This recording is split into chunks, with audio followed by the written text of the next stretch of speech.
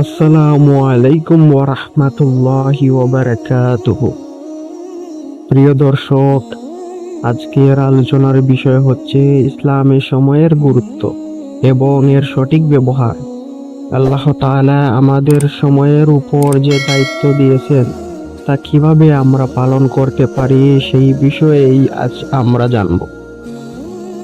ইসলাম ধর্মে সময়ের বিশেষ গুরুত্ব রয়েছে।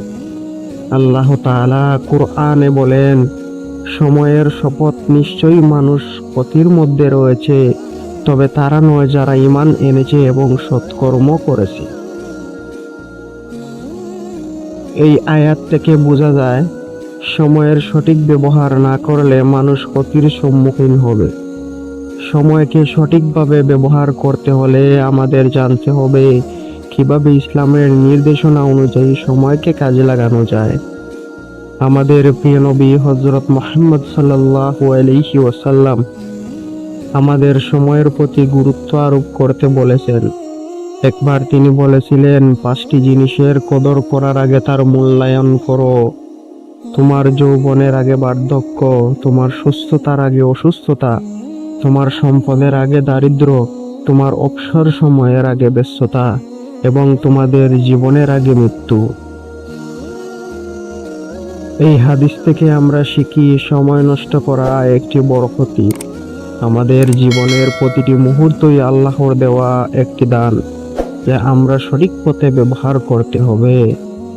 ইসলামের নির্দেশনা অনুযায়ী সময় ব্যবস্থাপনার জন্য কয়েকটি গুরুত্বপূর্ণ বিষয় হলো: সালাত বা নামাজ সময় মতো আদায় করা, আল্লাহর ইবাদতের জন্য প্রতিদিন কিছু সময় বরাদ্দ রাখা, পারিবারিক ও সামাজিক দায়িত্ব সঠিকভাবে পালন করা, নিজের ব্যক্তিগত উন্নতির জন্য শিক্ষা গ্রহণ ও জ্ঞান অর্জন করা।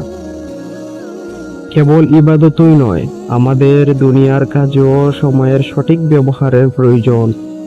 ইসলাম আমাদের কাজের মধ্যে ভারসাম্য বজায় রাখতে শিখিয়েছে, যেমন কাজের পাশাপাশি পরিবারকে সময় দেওয়া, নিজের স্বাস্থ্য রক্ষা করা এবং বিশ্রাম নেওয়া। আল্লাহ তাআলা বলেন, তিনি সেই সত্তা যিনি দিন ও রাতকে পালাবদল করেন। এতে উপদেশ রয়েছে তাদের জন্য যারা গভীরভাবে চিন্তা করে। এই আয়াত থেকে আমরা বুঝতে পারি সময়ের পরিবর্তন আমাদের জন্য শিক্ষার। আমরা যেন প্রতিটি সময়কে সঠিকভাবে কাজে লাগাই। সময় নষ্ট করার বড় ক্ষতি হতে পারে। আমাদের জীবনের প্রতিটি মুহূর্তই কিয়ামতের দিনে আমাদের হিসাবের অংশ হবে। নবী সাল্লাল্লাহু আলাইহি ওয়াসাল্লাম বলেছেন, কিয়ামতের দিন মানুষকে 4টি বিষয়ে জিজ্ঞাসা করা হবে: তার জীবন কিভাবে কাটিয়েছে, তার যৌবন কিভাবে কাটিয়েছে, তার সম্পদ কোথা থেকে অর্জন করেছে এবং কিভাবে ব্যয় করেছে, এবং তার জ্ঞান অনুযায়ী কি কাজ করেছে। তাহলে আসুন আমরা আমাদের প্রতিটি সময়কে এমনভাবে ব্যয় করি যাতে আল্লাহর সন্তুষ্টি অর্জন করতে পারি।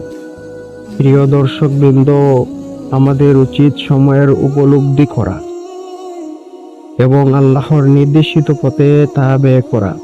এই জীবন ক্ষণস্থায়ী, কিন্তু সময়ের সঠিক ব্যবহারের মাধ্যমে আমরা অন্তত জীবনের জন্য প্রস্তুতি নিতে পারি। আল্লাহ তাআলা আমাদের সবাইকে সময়ের সঠিক ব্যবহার করার তৌফিক দান করুন। আমিন। আসসালামু আলাইকুম ওয়া রাহমাতুল্লাহি ওয়া বারাকাতুহু। প্রিয় দর্শক, যদি ভিডিওটি আপনার ভালো লেগে থাকে তাহলে লাইক দিন, শেয়ার করুন এবং আমাদের চ্যানেলটি সাবস্ক্রাইব করতে ভুলবেন না। নতুন নতুন ইসলামিক ভিডিওর জন্য আমাদের সাথেই থাকুন।